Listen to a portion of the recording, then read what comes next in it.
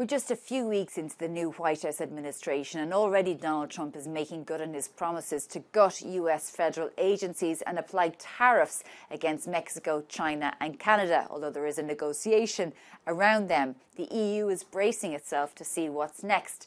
For the Europe conversation, I catch up with two experts who say the only people profiting from these actions are adversaries of the West. David Salvo and Rachel Dean Wilson, both co-directors of the Alliance for Securing Democracy at the German Marshall Fund. David, you're an expert in Russia, and Rachel, an expert in US policy. Thanks very much for joining us on the Europe conversation. Rachel, can I start with you and ask you a little bit about tariffs? We have a wait-and-see policy in Brussels at the European Commission at the moment. Of course, there is preparations for the very likelihood that tariffs will materialise.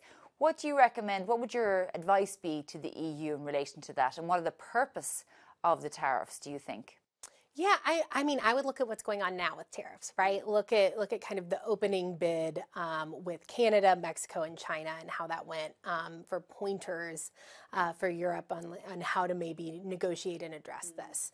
Negotiate being the key word here. I think if we know anything about Donald Trump, it's about a deal. And so you should view kind of the opening tariff discussion as an opening discussion of a deal. And what do you think the point is for Donald Trump to apply tariffs, given that there is a strong consensus that really this will impact Americans the most? It is a tool that he has expressed great love for. And I think it's something tangible that it's easy for him to explain, and that is easy to put out there as a starting negotiating tactic. I can't make the economic case for tariffs, and I'm not an economist, but I don't think I could if I tried anyway. But I do think it is, from a messaging perspective, an effective tool for him. Is the message also Donald Trump saying to the European Union, we're not allies in the way that we have been in the past, that basically separating the two sides? I wouldn't go that far. I think we all understand that the president has certain views on what an alliance means. We saw this in his first administration with the notion of collective defense and the need for European allies to spend more of their budget on NATO and defense. I don't think necessarily that tariffs are a signal that he doesn't care about the alliance himself. Now, I know Europeans are probably taking it that way, and I understand. So this is, I'm not going to tell them not to take this personally. And I suppose, tariffs, they really pale into insignificance when it comes to the existential crisis on the continent of Europe now, the war in Ukraine, Russian interference, and so on. Where do you think Trump's mind is at when it comes to that, protecting allies, being there shoulder to shoulder? I think Trump would love for the war to go away tomorrow. I think there's no utility in war raging in Ukraine for the United States. That full stop. He also thinks that the war in Ukraine is first and foremost Europe's responsibility. That doesn't mean that the United States is going to immediately abdicate any sort of responsibility for supporting Ukraine. And in fact, there are signals that there are back-channel discussions with Russia to see just how serious Russia is about negotiating. I think that message is probably being heard loud and clear at this stage. But what would that look like to you? Because, a lot of people are saying there's no way that Ukraine will not be occupied to some degree, particularly in the east, Crimea and so on, that there may be some sort of frozen territory there, and then potentially security guarantees for unoccupied territories of Ukraine. But what do you think that the United States might want to extract from that? Because we've heard the conversation around raw minerals and what Ukraine might be able to provide for the United States. I think you just identified it. I don't believe that the administration sees much beyond that in terms of what Ukraine can provide the American people or the American interests. Trump himself has said many times, what do we care about Ukraine? Who cares? This is not in our immediate interests. But there are real economic and technological and all sorts of derivatives of the raw material that Ukraine has that is probably at the forefront of the administration's thinking. Now, I also think that war is bad for business in many respects too. And if we want to have sort of a Europe whole, free, and at peace with a trade relationship that is beneficial in both directions, it's probably not advantageous for there to be, a years-long war raging on the continent too. Rachel, looking at the administration so far, there's been huge, I think people are quite shocked at what's happened in relation to staff at the FBI, the CIA, the Treasury, people's private information being handed over to people associated with Elon Musk, who is an unelected official. I mean, what does this mean in terms of the implications for citizens of the United States, the security of the United States, privacy, and so on? We are still figuring out what it means, but the bottom line is Elon Musk has this special status, and so he can work a little outside of the government by also being associated with it.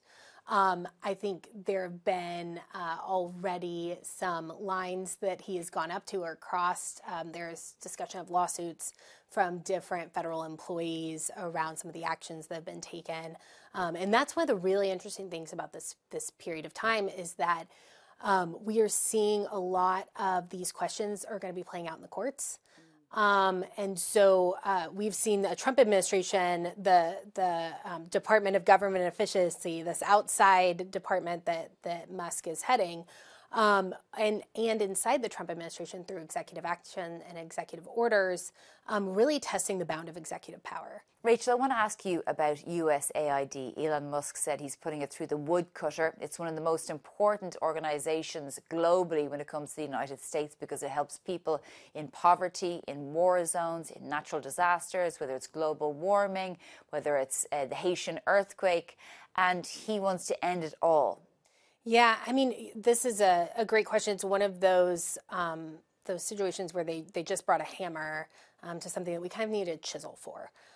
There is an overwhelming feeling that there's bloat in the federal government. I think that's true. I think you could go through any agency and pick out programs that don't need to be there, that like we should not be spending taxpayer money on. In fact, in one of my previous jobs on the Hill, we would do a pork barrel spending report, right? And it was to go through to identify somewhat ridiculous projects that the federal government was funding. So this has long been just kind of a byproduct of a large government. So I think there is a reasonable desire to cut back on these government agencies. That's not, we've just seen a whole halting of something like USAID where there are, as you said, very important programs for everyone around the world that are coming out of that agency. But you have Elon Musk, the richest man in the world, depriving the poorest people of the world, people who are starving, homeless, suffering, whether it's climate change or natural disasters or war, stealing money and food out of their mouths. Yeah, I can't. I don't know. I can't speak for Elon Musk, but I do know that one of the most popular things that Trump is doing, in a general sense, again, I think if you go deep on any one of these policies, you get more resistance and pushback.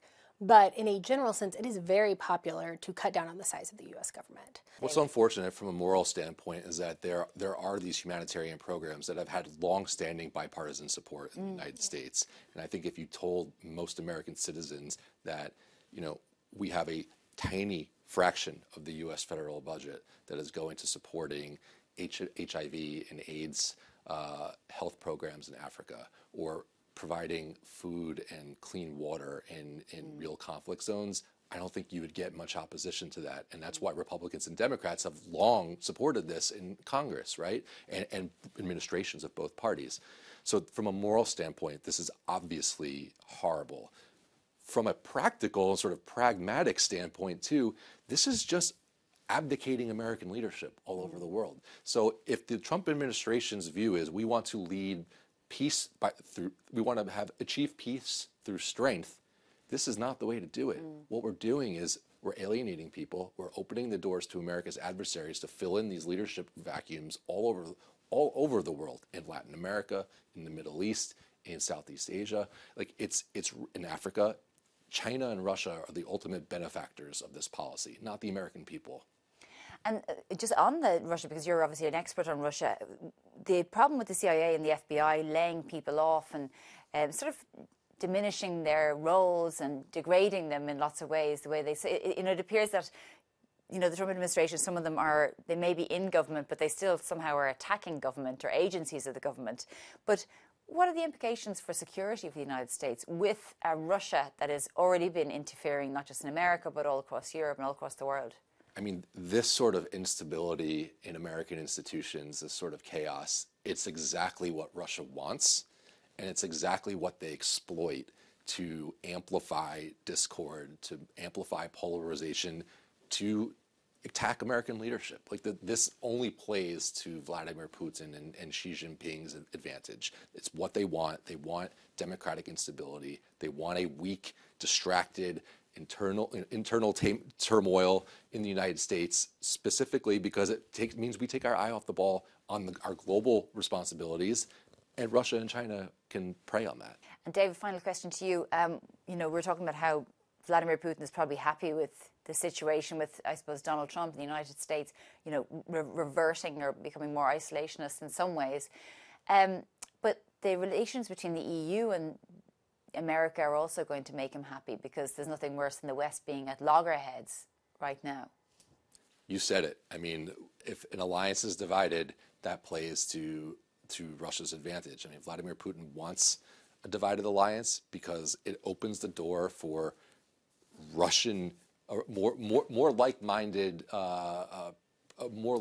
parties and politicians in Europe sort of wondering, well, if we can't get along with the United States, why don't we turn east again? Like, why don't we get Russian energy back here? Why don't we remove sanctions on Russia and have more normalized economic relations?